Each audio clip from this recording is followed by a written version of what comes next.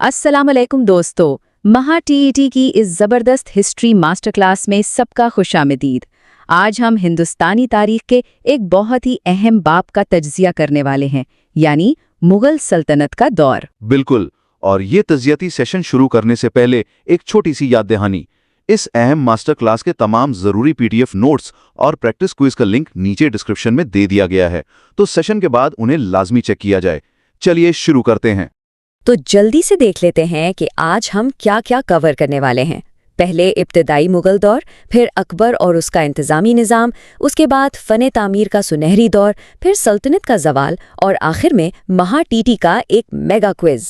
मकसद यही है कि इस पूरी हिस्ट्री को बिल्कुल आसान और सादा ज़बान में समझा जाए, ताकि जो बेसिक लर्नर्स हैं उनके तसव्वुरात भी बिल्कुल क्लियर हो जाएं। तो चलते हैं अपने पहले हिस्से की तरफ, इब्तदाई मुगल दौर। आखिर इस सब की शुरुआत कहाँ से हुई? शुरुआत होती है 1526 से, जब ज़हीरुद्दीन मोहम्मद बाबर ने इस सल्तनत की बुनियाद रखी। एक नज़र इस टाइमलाइन पर डालते हैं जो तमाम स्टूडेंट्स को फिंगर टिप्स पर याद होनी चाहिए। 1526 में बाबर, 1530 में हुमायूं, फिर 1556 में अकबर, 1605 में जहांगीर, 1628 में शाहजहां और 1658 में औरंगज़ेब आलमगीर। महा टीटी के उम्मीदवारों के लिए ये तरतीब याद रखना एक मजबूत फाउंडेशन का काम करेगा। इसे बस एक कहानी की तरह जहन में बिठा लें। अब बात करते हैं इब्तदाई दौर की कुछ इंतहाई अहम जंगों की।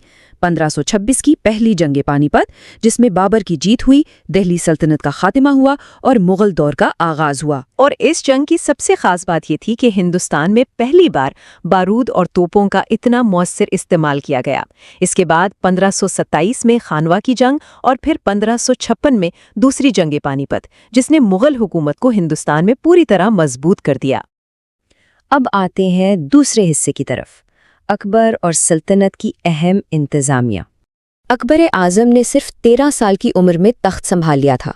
अब इतनी बड़ी सल्तनत चलाने के लिए एक बेहतरीन सिस्टम चाहिए था, जिसे मनसबदारी निज़ाम कहा गया। ये बेसिकली एक फौजी और सिविल एडमिनिस्ट्रेशन थी, जिसमें हर अफसर को एक रैंक या मनसब दिया जाता था। अगर इसे आज की सादा ज़बान में समझे ना, तो ये बिल्कुल सरकारी अफसरान की रैंकिंग का एक सिस्टम था, जिसके पास जितना बड़ा मनसब, हुकूमत में उसकी ताकत और जिम्मेदारी भी उतनी ज़्यादा होती थी।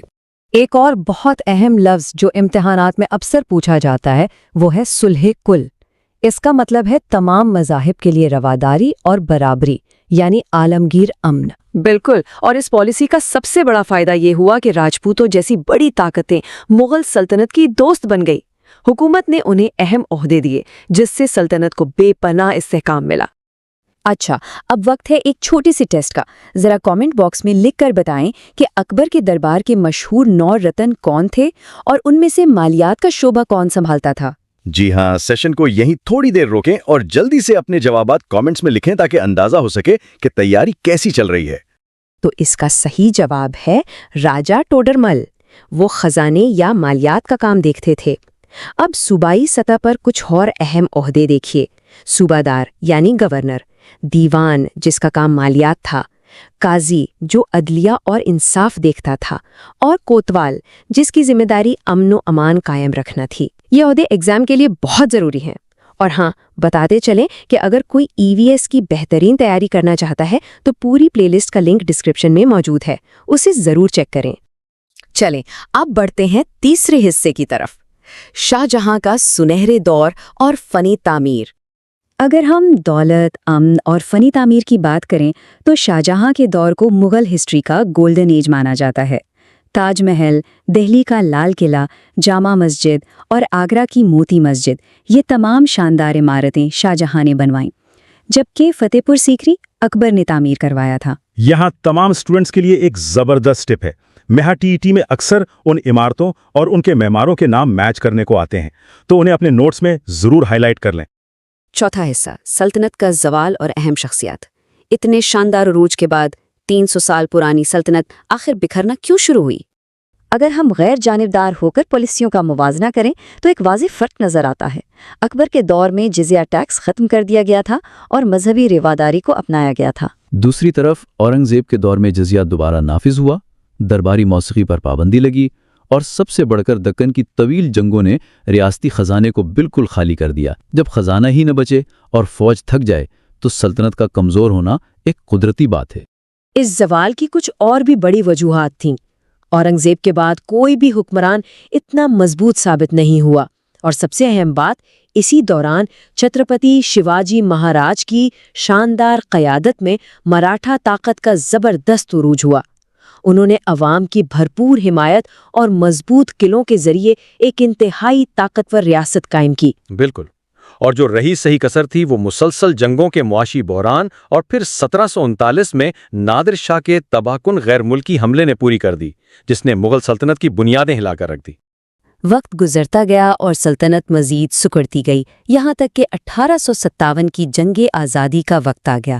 اس بغاوت کے بعد انگریزوں نے آخری مغل بادشاہ بہادر شاہ ظفر کو رنگون جلاوطن کر دیا۔ اور اس جلاوطنی کے ساتھ ہی ہندوستان کی سرزمین پر صدیوں تک راج کرنے والی عظیم مغل حکومت کا باقاعدہ خاتمہ ہو گیا۔ اور اب باری ہے ہمارے سیشن کے سب سے دلچسپ اور آخری حصے کی، مہا TET میگا کوئز۔ یہاں ہم نے پچھلے سالوں کے کچھ اہم ترین سوالات شامل کیے ہیں، تو چلیں ایک کوئک ریویژن کرتے ہیں۔ مغل سلطنت کا بانی کون تھا؟ جواب بابر۔ پہلی پانی پت کی جنگ کب ہوئی؟ 1526 میں۔ دین الہی کس نے شروع کیا؟ اکبر نے۔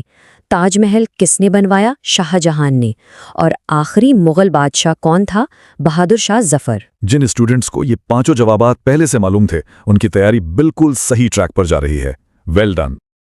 اب آتے ہیں لاجیکل ریزننگ پر مبنی کچھ گیس سوالات کی طرف۔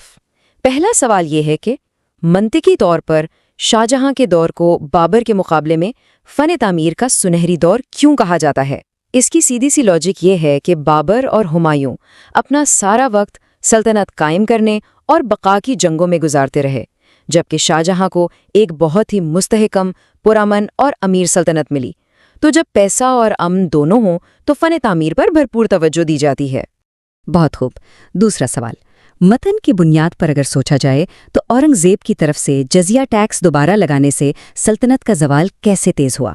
دیکھیں، اکبر کی رواداری کی پالیسی نے لوگوں کو متحد کیا تھا۔ جزیہ دوبارہ لگنے سے وہی پرانے مذہبی اختلافات پھر سے جاگ اٹھے۔ وہ راجپوت جو کبھی مغلوں کی سب سے بڑی طاقت تھے، وہ ناراض ہو گئے اور جگہ جگہ بغاوتیں شروع ہو گئیں، جس نے سلطنت کو اندر سے کھوکھلا کر دیا۔ اور آج کا آخری اور بہت ہی انٹرسٹنگ سوال، 1761 کی تیسری جنگ پانی پت احمد شاہ ابدالی اور مراٹھوں کے درمیان کیوں لڑی گئی؟ حکومت تو مغلوں کی تھی نا؟ اس کی شاندار لاجک یہ ہے کہ 1739 میں نادر شاہ کے حملے کے بعد مغلوں کی طاقت بالکل ٹوٹ چکی تھی۔ 1761 تک آتے آتے مغل بادشاہت بس نام کی رہ گئی تھی۔ اس وقت ہندوستان کی اصل طاقتور